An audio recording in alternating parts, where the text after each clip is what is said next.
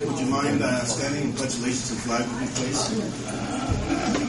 Pledge allegiance to the flag of the United States of America and to the republic for which it stands, one nation, under God, indivisible, with liberty and justice for all. Good evening, everyone. Today is August 19th, 2010. The time is 7 p.m. and a special council meeting of the Common Council is called to order. Roll call vote, please, Jim. Jamie? Here. Barry? Here. Herb? Here. Helen? Here. Dale? Here. And here. Thank you. I'm here. This special meeting has been called by a majority of the council according to city ordinance. To my knowledge, there is no agenda, and only subject to discuss is the hiring and engagement of council for the Common Council of the City of Greensburg. So I guess at this point we can open up council. Mayor? Yes, ma'am. I don't recall that the council has taken a vote or made a motion that we were to be in the process of hiring an attorney. Yeah. Now, have I missed something? I think possibly that Councilman Wayne had stated something to that effect at our last council meeting, possibly. I don't think anything led past that, but that's the point that was. But I don't think there was a vote taken that No. this should be done. There wasn't. There was no official vote. I think there was more of a consensus that maybe we had a neutral party to maybe mediate the situation or bring out some facts on both sides to make sure that we were looking at everything right, but more of a neutral type of party. Right, It didn't have to be an attorney, but more of a neutral party. Right, because we were to contact the FAA.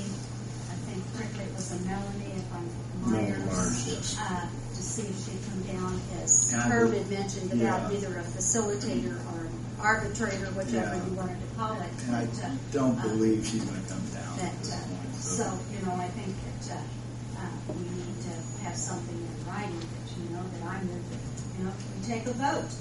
That, I don't see that at this point, we don't know, what we're looking for to sit and be interviewing or hiring. I think spending the money, and I think it's that I move that we do not at this time look at hiring an attorney. And that is a motion.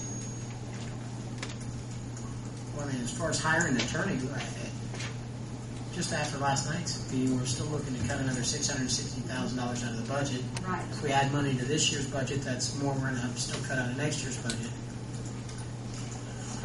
I mean, I don't think we can afford to hire somebody at this point in time. So I'll second the motion. Is there any conversation still? Sure, that's discussion. According to the actual code of the City of Greensburg, as long as 2 or more council members call a meeting, that is perfectly our right to do, which is what we did. As far as looking into an attorney, that was our right to ask for that. And we had 3 council members that would do that, and we did. So that was the majority of the council, and that's why I proceeded with this meeting. As soon as I informed June of that and talked to her about it, I called both you and Jamie to tell you about the meeting. And so that's where we're at today. I mean, basically, at the time, 3 of the council members felt like we needed to hire an outside attorney or someone outside of this whole thing to look into it. So that's why we're doing it now. I mean, Well, I don't think it was something, correct me if I'm wrong, at the last meeting, I don't think it was anything that we were going to hire someone. I think the mayor and our city attorney was to put together a letter or make a phone call to see, and see if we could get someone to come down, and that's, but as far as actually hiring someone, I don't know. Well, People are like, am I off base here? as the majority of the council asked for it, then I would assume the majority Yes. of the council would want it. I mean, obviously, Ask for an attorney? have asked for this meeting Okay. The and meeting's have set. asked for us to review and interview the attorneys. Well, I don't think there's a need to interview an attorney until we've decided we're going to hire an attorney. Exactly. I mean, why would we interview somebody if we don't have even a position open? So Well, I don't think there's a it's- point to do that until we've made that decision first, but that's what I'm saying. Well, there's not a position open, obviously, because they won't allow us to employ anyone. It's on contract basis, according to June. So it's deciding on whether the council wants an attorney or not. Would you like to have clarification on the employment? Ms. Sieg is here with that information. Bill, you had questioned about the employment versus contract for the city. And I've done some research. June informed you when you were in the office the other day that our personnel policy is passed by ordinance. So I could pull the whole ordinance for you, and I have a copy of the personnel policy here. Basically, where it talks about excluding council, as far as city attorneys, common council, any appointed board members from the health insurance. That's more where you see that in our policy. We don't have a job description for any sort of attorney. That would need to come before the personnel committee. We also have the issue of watching to make sure that we don't have a council being an independent contractor as well as an employee under IRS regulations. You're saying that council cannot have an independent contractor and an attorney?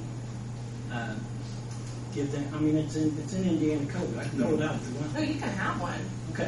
but I'm not sure that you can have it as an employee and an independent contractor. I'm not asking to have it as an employee. I was already That's clarified what you were that. asking for, I not just asked the other for day. it then. June told me we couldn't have it as an employee.